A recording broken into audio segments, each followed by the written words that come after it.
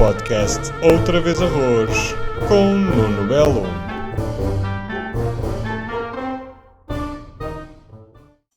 Olá, sejam bem-vindos a mais um episódio. Desta vez, o episódio 9, talvez. Também não interessa. Quem é que está a contar? Ninguém. E este episódio 9, que eu estou aqui a mexer em coisas ao mesmo tempo, sempre que estamos a começar, parece que nunca tenho isto pronto, né? Mais uma semana que se passou. Mais uma semana um bocado difícil em termos de trabalho. O normal. Sabe que é aquela cena de parece que rebenta, tipo estamos numa estrada, num carro, né? Parece que rebenta sempre uma bomba ali, tipo 15 metros do carro, ok? Não nos afeta diretamente, mas muda-nos a direção do carro. Olha, esta dá para escrever para os livros do Chagas Freitas, se ele quiser. Tem que me pagar, porque tudo o que ele fizer com coisas minhas, esse gajo tem que me pagar. Odeio. Pronto, mas não é disso que estamos a falar. Por acaso ando a ler Mário Zambujal. E estou surpreendido. Estou a gostar bastante. Acabei agora um livro chamado Tacão de Ferro. Que, estupidamente, o livro, se não estou em erro, é de 1906. Ok? Só aqui confirmar. E fala sobre a ascensão do socialismo, do verdadeiro socialismo, não é do que da ideia de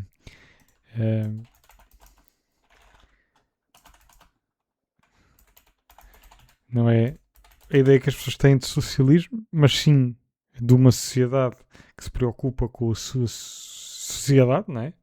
Em que as coisas são feitas para quem trabalha e distribuídas igualmente para toda a gente.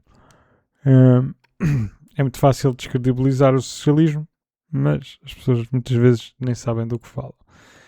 Então, foi publicado em 1908, ok? São 10 anos de diferença, foi muito perto da Primeira Guerra Mundial. E é incrível como este livro era uma previsão do que aí vinha, ok?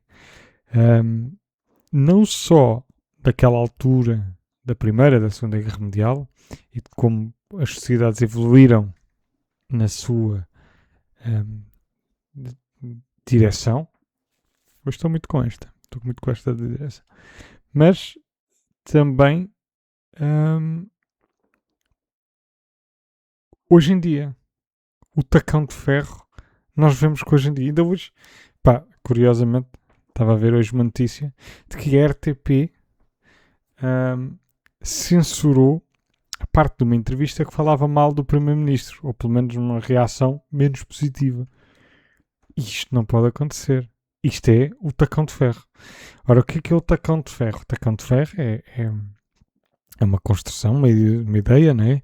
De as grandes elites e os grandes poderes económicos controlam isto de maneira a que pareça que a culpa é sempre do povo. E não é.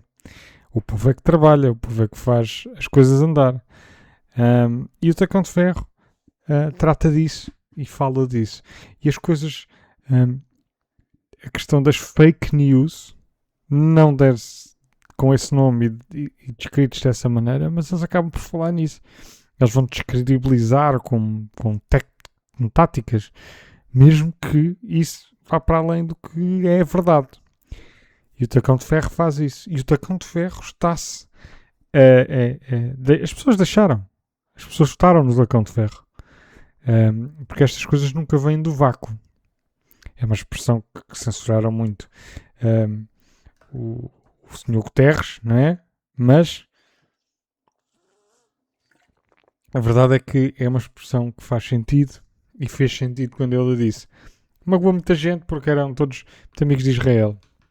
E agora sabemos que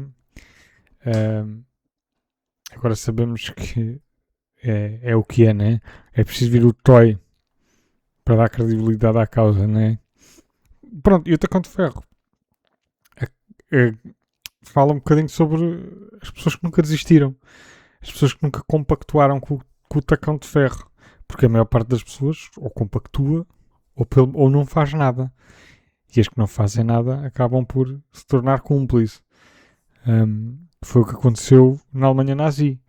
Só 3% dos alemães é que estiveram diretamente envolvidos com o Holocausto.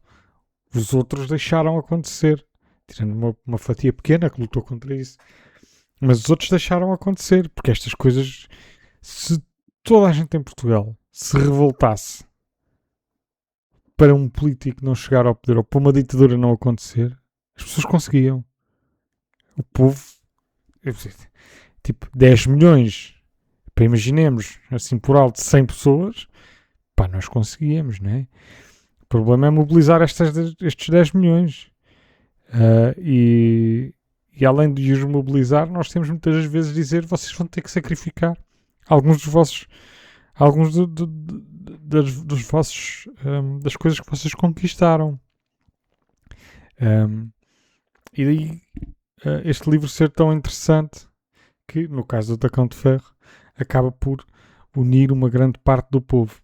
Mas é um trabalho que hoje muito mais difícil por causa das redes sociais, porque o Tacão de Ferro está a bombardear as pessoas em casa.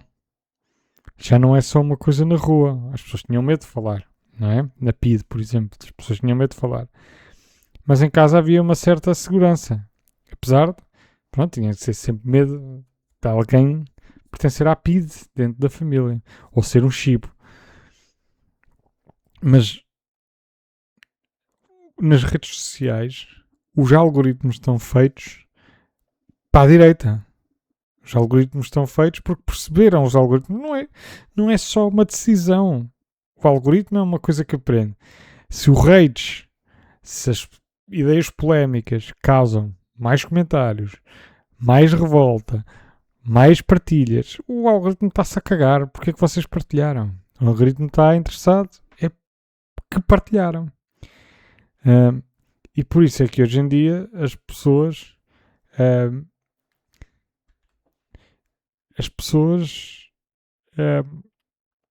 estão nessa dificuldade de sair destes círculos. Os homens sair do círculo que é a manosfera. As threadwives também aparecem muito mais nas redes sociais. É óbvio que a mim, por exemplo, a mim, ou melhor, vamos fazer o raciocínio. É ainda mais estranho que a mim me apareça. Portanto, se me aparece a mim que não tenho ideias de todo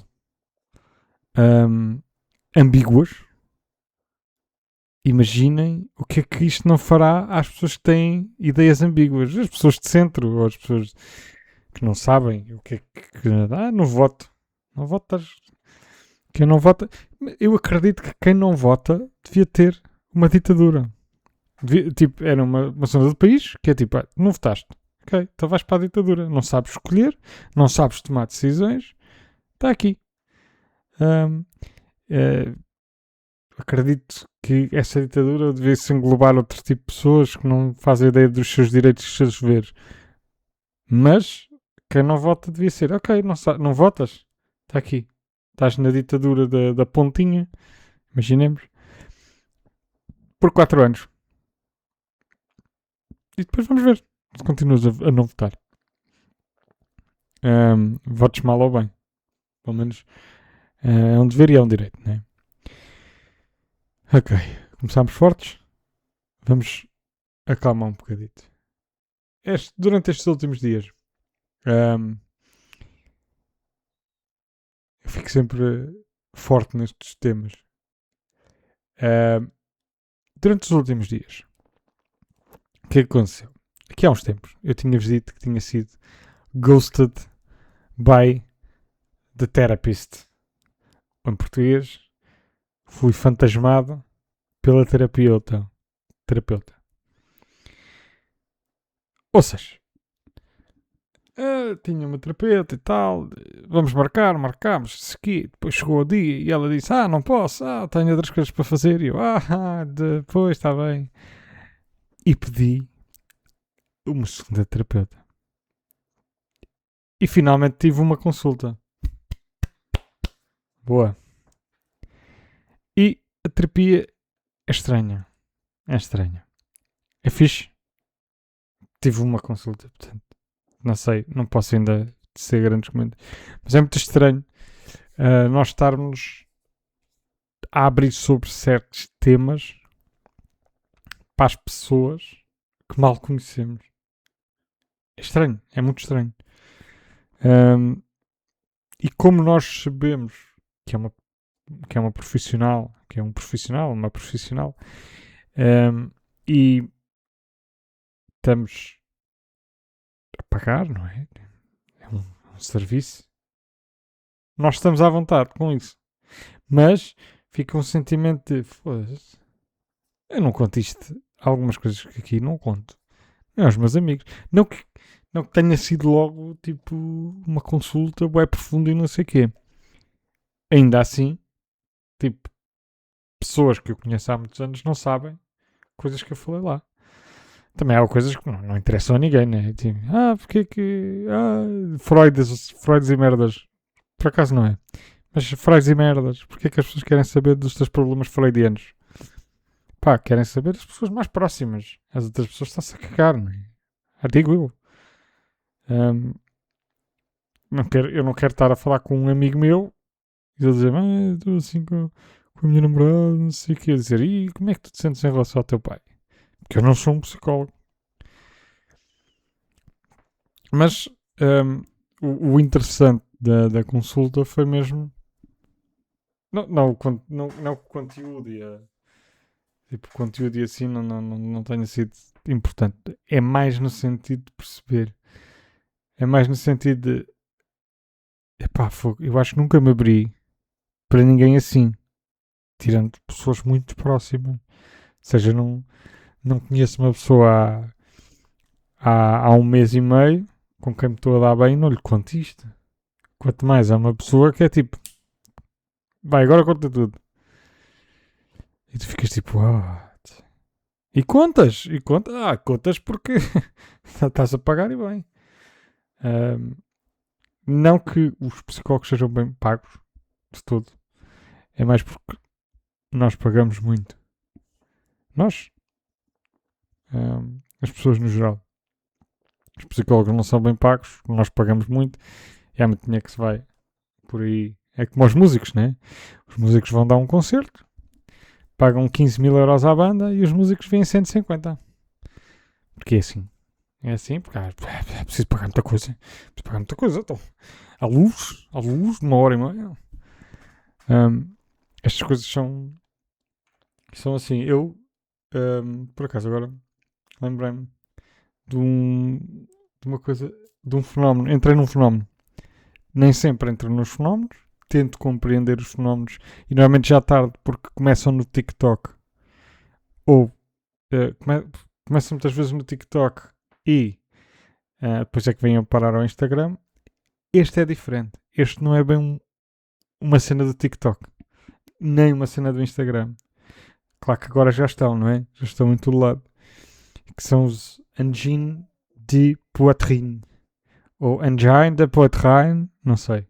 Porque eles são franceses, eu acho que eles são do Quebec, que é a região francesa, uma das partes da região francesa do Canadá, não é? Epá, e o que eu adoro a música deles. E tipo, isto vai parecer bem clichê, porque agora há muita gente a ouvir, mas eu de facto gosto muito da música deles. Porque é uma música diferente. É uma música que vai para o lado do indie rock. Aquilo chama-se Math, de matemática. Não sei se eu tenho medo de estar a dizer o nome da droga, das metafetaminas. Math, será? Math, droga, matemática. Não sei. Vamos deixar aí. Math, micro, rock, microtonal. Rock microtonal matemático. Qualquer coisa assim. Epá, e é fantástico. Depois, são tudo aquilo que parece. E é um dos temas à volta deles, que é os anti-AIs. Eles parecem tudo que a AI quer ser. Ou seja, eles parecem um bocado AI, não sendo AI, e isso deve confundir a própria AI. Como se a AI tivesse algum tipo de. Um, se a AI tivesse algum tipo de critério. E não tem. No fundo, é um super computador matemático a tomar decisões. Por matemática. Ainda não pensa por si. Ok? E os engine de Poitrine, são bué refrescantes. São uma coisa que, epá, sabe diferente. Neste mundo que estamos a fazer músicas curtas, que sabem todas ao mesmo, têm que todas ser tipo meio reggaeton, meio fancalhada. E tens uns gajos que parece que nem ritmo sabem, mas ao mesmo tempo sabem, e é por isso que fazem aquelas mudanças de ritmo. Pá, aconselho toda a gente a ir ouvir, ok? Fiquei maluco esta semana. Já devo ter ouvido as músicas deles todas para aí algumas 30 ou 40 vezes. À vontade. É muito bom, não é nada agressivo.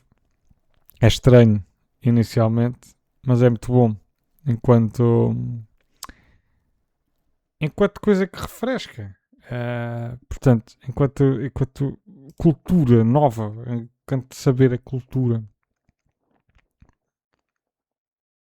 Pronto. Era essa a minha. Esta é a minha sugestão da semana. Que eu não tenho sugestões da semana, mas faço sugestões da semana na mesma. E adquiri, verdade, isto também é importante dizer aqui.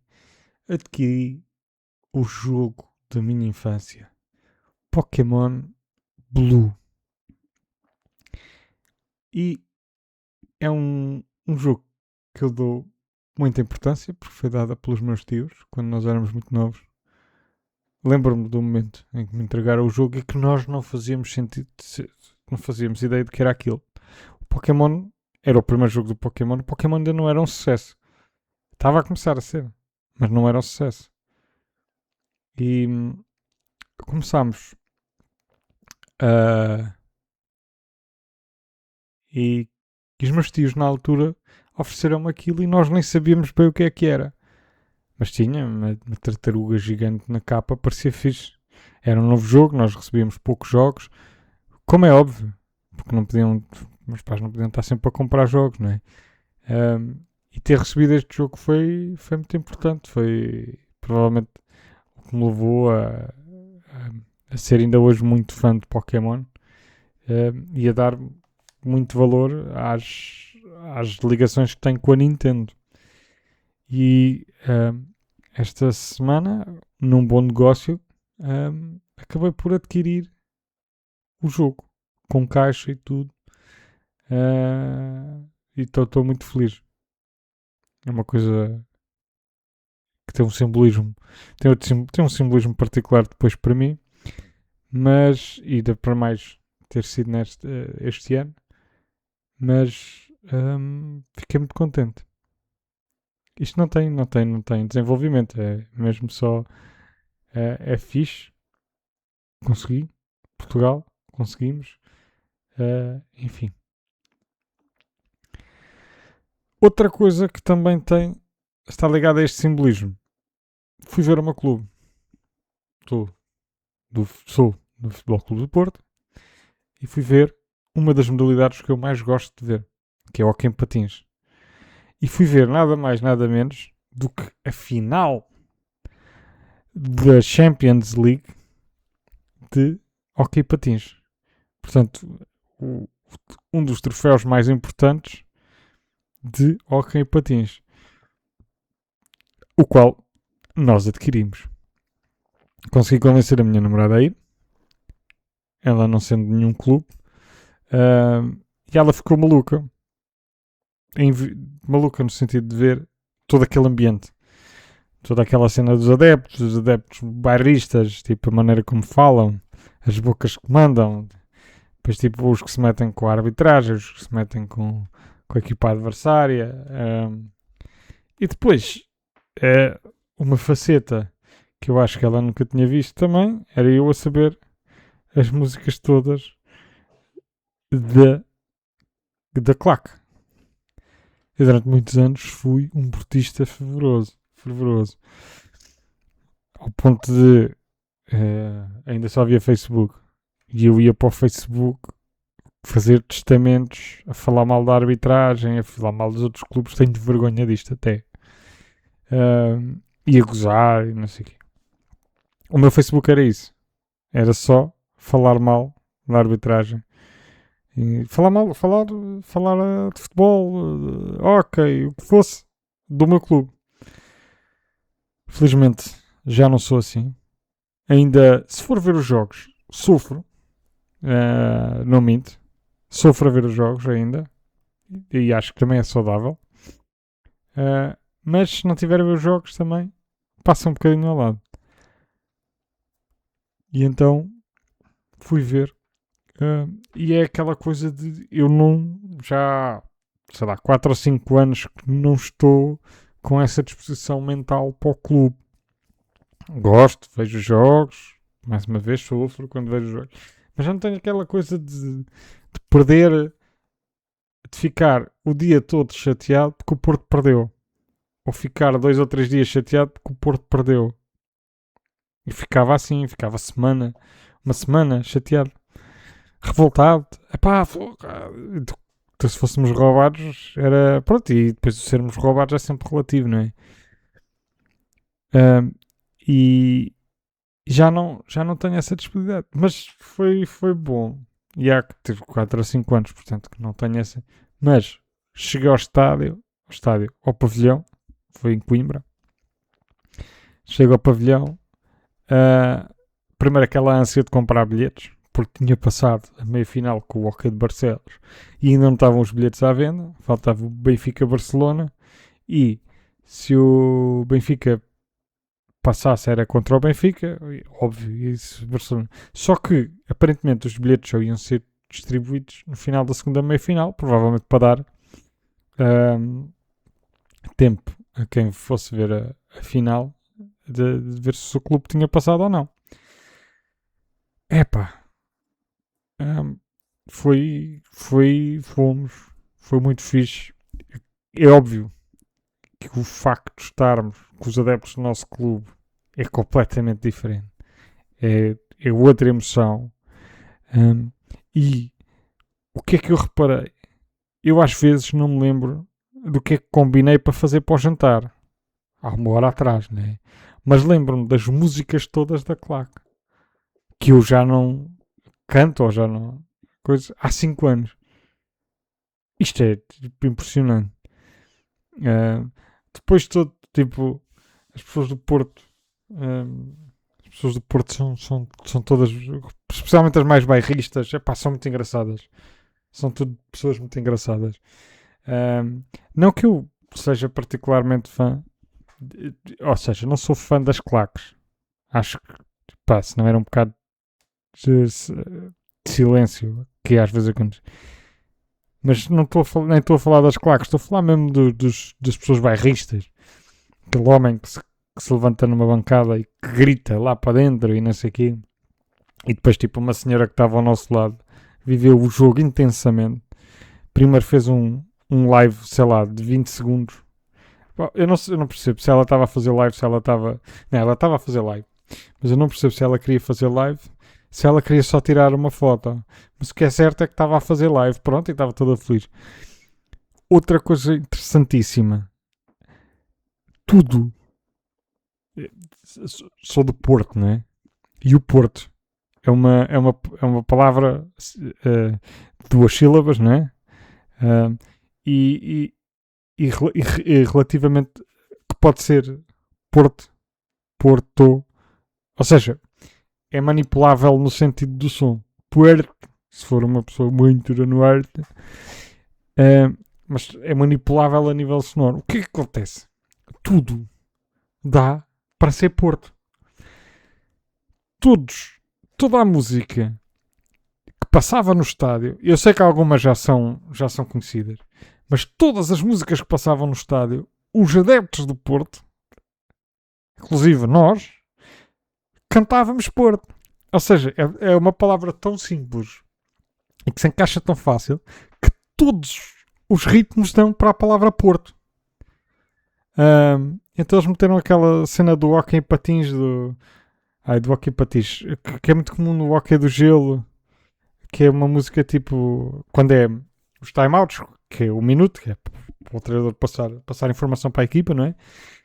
Então passava uma música durante esse minuto, que é tipo, é uma música que tem tipo um minuto, e é uma música que é muito comum no hóquei de gelo e também no hóquei em patins.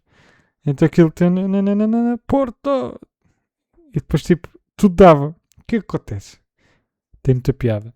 Isto tudo tem muita piada, e o facto da palavra ser manipulável neste sentido é muito engraçado, porque todas as músicas dão. Se desse Miley Cyrus, eles íamos conseguir pôr lá no meio. A senhora que estava ao nosso lado estava a entrar nesse espírito. A senhora que fez a live, que podia ser um vídeo, mas falhava redondamente no ritmo. Então ela estava, dizia bem o Porto, mas tudo o resto estava tipo meio atrasada um bocadinho. Tipo, é como se a rádio está a chegar mais tarde, não é? Depois, outra coisa que foi engraçada e não engraçada, tem a ver com esta parte não das claques, mas epá, há um adepto que se mete com a equipa adversária, depois a equipa adversária responde, depois já estava ali no bate-boca e fui lá à polícia. E a polícia expulsou. Eu não vi quem é que começou, quem é que não começou, não é interessante. O que é certo, às vezes, tipo, as pessoas que não se metem com a equipa adversária, como eles se meteram, também não vão expulsas do estádio. Pronto. Mas eu já não vi como é que aquilo começou. E então, ainda por cima, ele está. É tipo. Aquilo eram duas bancadas, a bancada do Porto e a bancada do Barcelona. Óbvio que em Coimbra as pessoas de Barcelona não vêm de propósito, ou muito poucas pessoas vêm de propósito para ver o Walk. Epá, e era claro que era tipo a bancada do Barcelona toda de azul e branco, quase também. Mas é comum em Coimbra. Já quando eram os jogos da Académica contra os grandes sempre foi assim.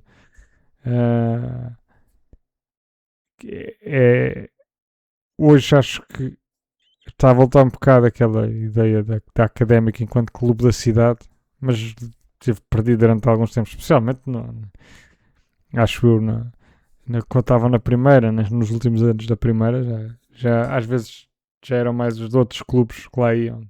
Enfim. Pronto. E é um adepto que se mete lá com a equipa adversária, mas é um pavilhão, não é?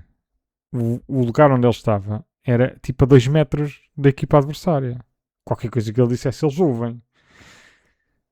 E então, vai lá a polícia e expulsa. E o gajo, enquanto está a subir, começa a fazer gestos para a bancada e começa toda a gente a gritar. Pronto, é aquela parte animal quase dos gladiadores, que é do desporto, não é? A senhora aqui atrás dele, a segurança, tropeçou. É daquelas vezes que tu cais e é pior de sempre, porque está toda a gente a olhar. É tipo, saíres num palco, tropeçares, uma coisa assim. Mas esta senhora, coitada, espero que esteja bem. Ela estava, porque ela levantou-se e foi embora. Mas pronto, acontece. E aquelas escadinhas são sinuosas. Pronto, e acho que é uma experiência engraçada, mesmo que não seja só. Que não seja do vosso clube, ou melhor, mesmo que não seja de nenhum clube. E nem ver assim um jogo com uma claque com um grupo de adeptos de um clube é diferente. Tem ali uma parte muito irracional, não é? Mas agora estava a dizer, e é verdade, né? Também não conseguia ser daqueles adeptos que vão ver todas as modalidades todos o fim de semana, né? Até porque não tenho dinheiro para isto. Tenho que trabalhar e trabalho ao fim de semana. Não sei. Portanto, Portanto, é isso. E acho que não tenho mais nada para dizer. Fui à minha... Para quem dizem que eu não sou desportista, fui à minha segunda meia maratona como chofer